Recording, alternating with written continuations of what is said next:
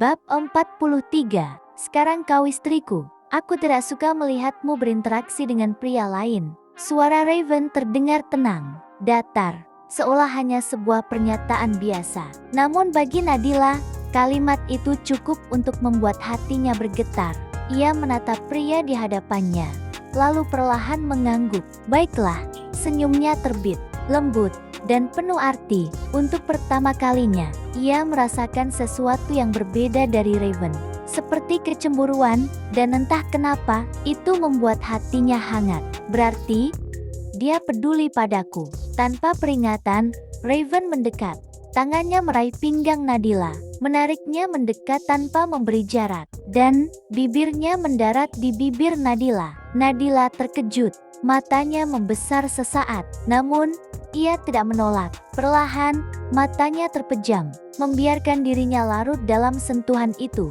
Hangat, dalam, dan membuat jantungnya berdetak tak terkendali. Di balik pintu yang sedikit terbuka, seseorang berdiri terpaku.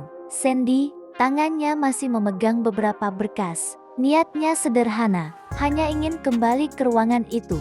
Hanya ingin melihat Nadila sekali lagi. Namun yang ia lihat justru pemandangan yang membuat dadanya terasa diremas. Raven mencium Nadila, dan Nadila membalasnya. Jantung Sandy berdegup keras. Sakit, nyeri. Ia memalingkan wajah sesaat, mencoba menenangkan dirinya. Namun perasaan itu tak bisa hilang begitu saja. Dengan cepat, ia mengetuk pintu. Tok-tok, suara itu memecah suasana di dalam. Nadila langsung tersentak dan menjauh dari Raven. Wajahnya memerah.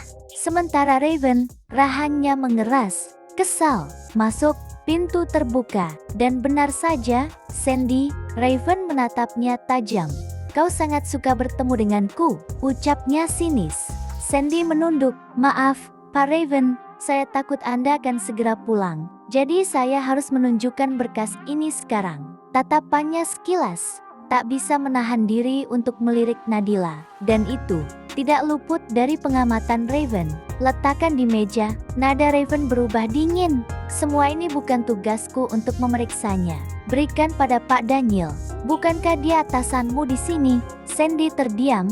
Ia tahu. Ia sangat tahu itu. Tugasmu bukan langsung terhubung padaku. Daniel yang akan melaporkannya. Iya. Pak, maaf. Sandy menggigit bibirnya pelan. Hari ini, ia benar-benar kehilangan profesionalismenya, dan semua itu karena Nadila. Ia meletakkan berkas di meja, lalu berbalik.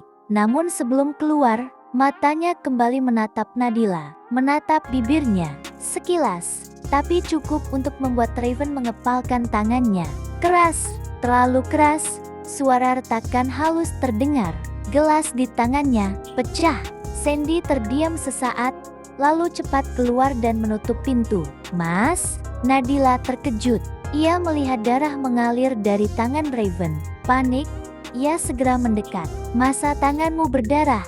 Ia dengan hati-hati menyingkirkan pecahan kaca dari genggaman Raven, lalu membimbingnya duduk. Tangannya gemetar saat membuka kotak P3K. Wajahnya pucat, matanya berkaca-kaca. Kenapa bisa pecah seperti ini?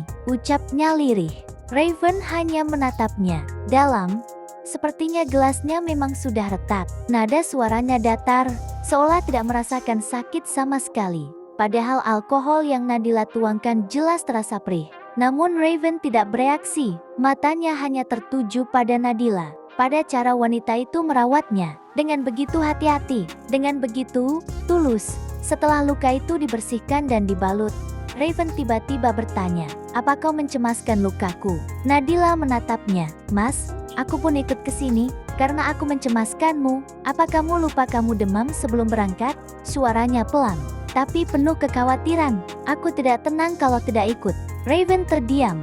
Ada sesuatu yang menghangat di dadanya. Lalu Raven bertanya lagi, "Apa sekarang aku sudah sembuh?" Lalu Nadila menambahkan, dengan wajah memerah, "Kalau kamu belum sembuh, kamu tidak akan bisa melakukan itu. Kemarin sore, dan tadi malam." Kalimatnya menggantung. Malu, Raven tersenyum tipis, lalu menarik Nadila ke dalam pelukannya. "Kamu adalah kekuatanku." Suaranya rendah. "Serius?" Jangan pernah pergi. Apapun yang terjadi, Nadila terdiam dalam pelukan itu. Dan untuk pertama kalinya, Raven melanjutkan, aku pernah dikhianati, dan itu menghancurkanku, membuatku tidak ingin dekat dengan wanita manapun.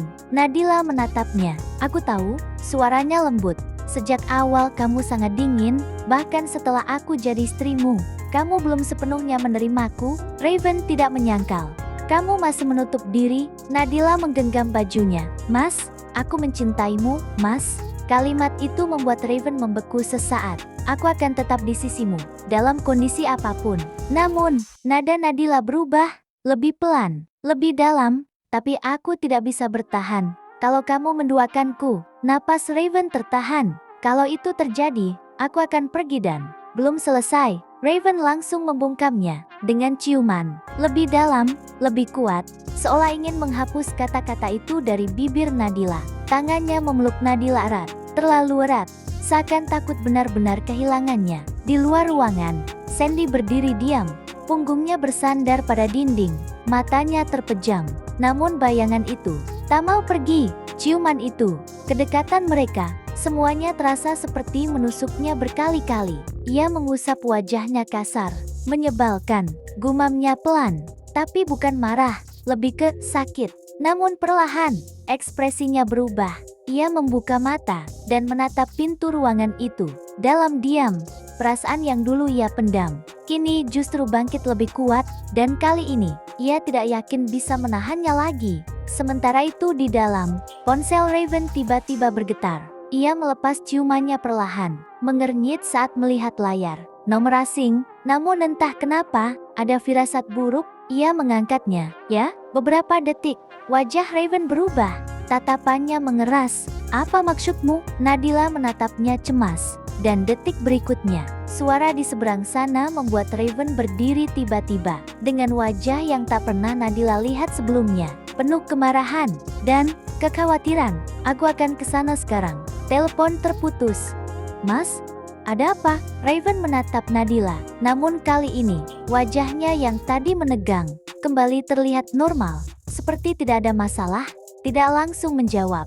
Hanya satu kalimat yang keluar dari bibirnya. Sayang, kita harus kembali sekarang. Nadila tertegun. Sekarang, Raven tidak menjelaskan.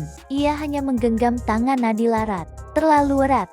Seolah waktu mereka tiba-tiba tidak lagi banyak. Dan di luar sana, sesuatu yang besar telah menunggu mereka. Sesuatu yang bisa menghancurkan segalanya. Bersambung.